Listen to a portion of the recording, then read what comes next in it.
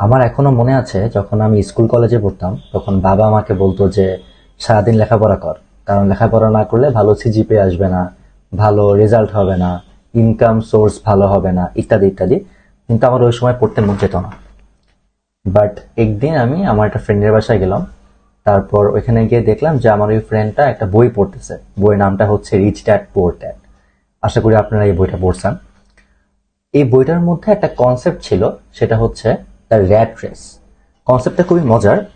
The rat race কনসেপ্টের মধ্যে বলা হয়েছে যে একটা মানুষ, সে সারা জীবন লেখাপড়া করছে, তারপর সে ইনকাম স্টার্ট করছে জব করার মাধ্যমে বা চাকরি করার মাধ্যমে। তখন তার ব্যয়ও বাড়ছে। এভাবে প্রতি মাসে তাকে ইনকাম করতে হয়, আবার ওই ইনকামের উপর তাকে ট্যাক্স দেওয়া লাগে বা বিভিন্ন ব্যয় হয়ে যায়।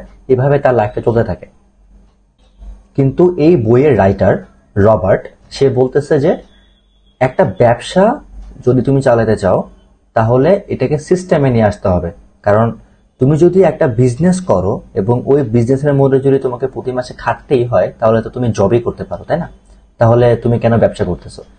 এমন একটা অটোমেটিক সিস্টেম করে ফেলতে হবে যেখানে তুমি না থাকলেও তোমার ব্যবসাতে অটোমেটিক্যালি প্রফিট জেনারেট হবে। তো এইটাকে বলা হয় দ্য র্যাট রেস। তো আমার ফ্রেন্ড যখন ওই কনসেপ্টটা আমার কাছে শেয়ার করলো তখন আমার মাঝে অনেক কৌতূহল সৃষ্টি হলো, এবং ওই সময় থেকে মূলত আমার বই পড়া শুরু হয়। এর আগে আমি কখনো বই টই পড়িনি। তো আমি কেন এই স্টোরিটা শেয়ার করলাম?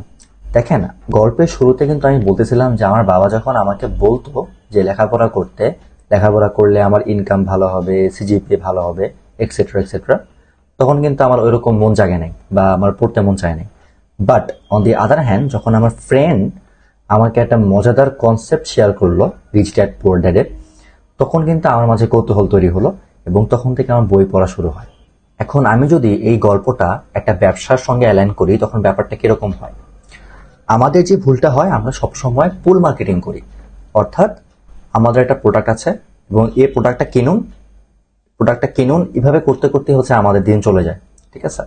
কিন্তু আমরা এটা বুঝি না যে আমাদের থেকে প্রোডাক্টটা সে কেন কিনবে, ওর প্রবলেমটা কি যে সলিউশন হিসেবে আমার এই প্রোডাক্টটা কিনবে। এটাই হচ্ছে আমাদের প্রবলেমটা। আমরা হচ্ছে কোনো জিনিস স্টোরি আকারে বলতে পারি না। আমরা যখন কাউকে কোনো কিছু জোর করে কোনো কিছু কেনাই বা জোর করি বা কোনো ফোর্স ক্রিয়েট করি কারোর উপর, তখন সে ব্যাপারটাকে ভালোভাবে নেয় না। তো এইখানেও ব্যাপারটা সেম।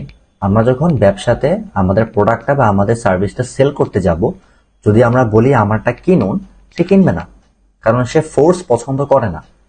ওকে বুঝাইতে হবে, ওকে এডুকেট করতে পারতে হবে যে ভাই তোমার এটা প্রবলেম, তোমার এটা দরকার। সেক্ষেত্রেই সে এটা কিনতে যাবে, এছাড়া কিন্তু সে এটা কিনবে না।